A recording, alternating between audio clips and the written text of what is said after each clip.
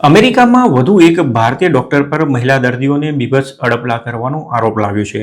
Tennessee સ્ટેટના મેમ્ફિસ સિટીના 44 વર્ષીય ગાયનેકોલોજિસ્ટ સંજીવ કુમારની ગત શુક્રવારે ધરપકડ કરવામાં આવી છે.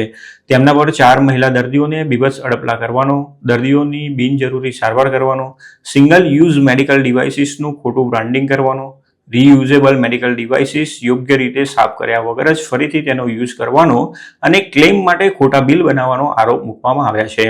મેમ્ફિસમાં popular avenue clinic women's health and મેડસ્પાના ડોક્ટર સંજીવ કુમાર પર 23 ફેડરલ ચાર્જ ફ્રેમ કરવામાં આવ્યા છે. ડોક્ટર કુમાર પર સપ્ટેમ્બર 12, 2019થી એપ્રિલ 16, 2024 વચ્ચે ઘણી મહિલા દર્દીઓને સેક્સ્યુઅલ એક્ટ માટે મજબૂર કરવાનો આરોપ પણ મૂકવામાં આવ્યો છે. જોકે ફેડરલ કોર્ટે ફ્રેમ કરેલા ચાર્જમાં 4 મહિલાઓએ આરોપ મૂકવાનું જણાવાયું છે. ડોક્ટર કુમાર સામેના આરોપનામામાં એમ પણ કહેવામાં આવ્યું છે કે તેમણે સ્ટાફને વન ટાઈમ યુઝ થઈ શકે તેવા મેડિકલ ડિવાઇસીસને ફરીથી યુઝ કરવાની સૂચના આપી હતી, તેમજ રીયુઝેબલ ડિવાઇસીસ પણ યોગ્ય રીતે સાફ કર્યા વગર જ ઉપયોગ કરીને દર્દીના આરોગ્યને જોખમમાં મૂક્યું હતું. આરોપ મુજબ ઘણા ડિવાઇસીસ તો તૂટી ગયા કે પછી ફેંકી દેવા પડે તેવા થઈ ગયા ત્યાં સુધી ઉપયોગમાં લેવાયા હતા. મેડિકલ ઇક્વિપમેન્ટને રીયુઝ કરીને ડોક્ટર કુમારે પોતાની આવક વધારી હોવાનો પણ આરોપ મૂકવામાં આવ્યો છે. તેમાં એમ પણ જણાવાયું છે કે ડોક્ટર કુમારે મેડિકેર અને મેડિકએડ જેવા હેલ્થકેર બેનિફિટ પ્રોગ્રામ અંતર્ગત હજારો ક્લેમ કર્યા હતા, જેમાંથી ઘણા ક્લેમ પાસ કરાવવા માટે ખોટા બિલ બનાવ્યા હતા.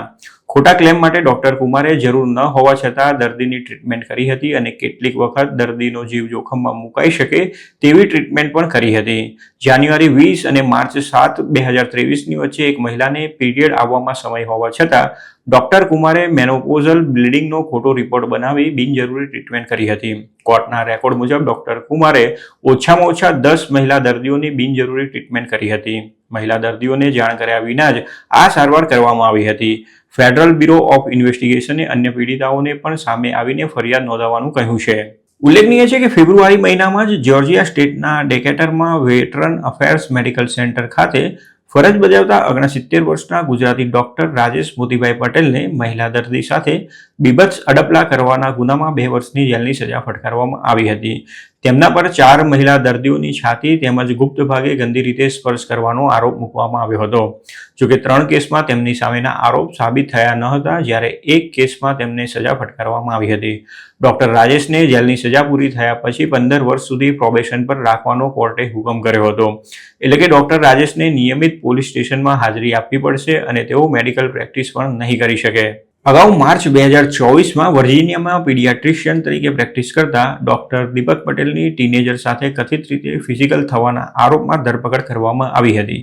તેવી જ રીતે નવેમ્બર 2023માં એક અંડરએજ છોકરી સાથે હોટલમાં મોજ મજા કરવા ગયેલા ઇલિનોયમાં કાર્ડિયોલોજિસ્ટની પ્રેક્ટિસ કરતા ડોક્ટર યોગેશ પટેલની ધરપકડ કરવામાં આવી હતી અને ત્યારબાદ તેમના પ્રેક્ટિસ પર કરવા પર પ્રતિબંધ મૂકી દેવાયો હતો. અંડરકવર એજન્ટ દ્વારા કરાયેલા સ્ટિંગ ઓપરેશનમાં ડોક્ટર યોગેશ પટેલને કોલોરાડો હોટલમાંથી ઝડપી લેવામાં આવ્યા હતા.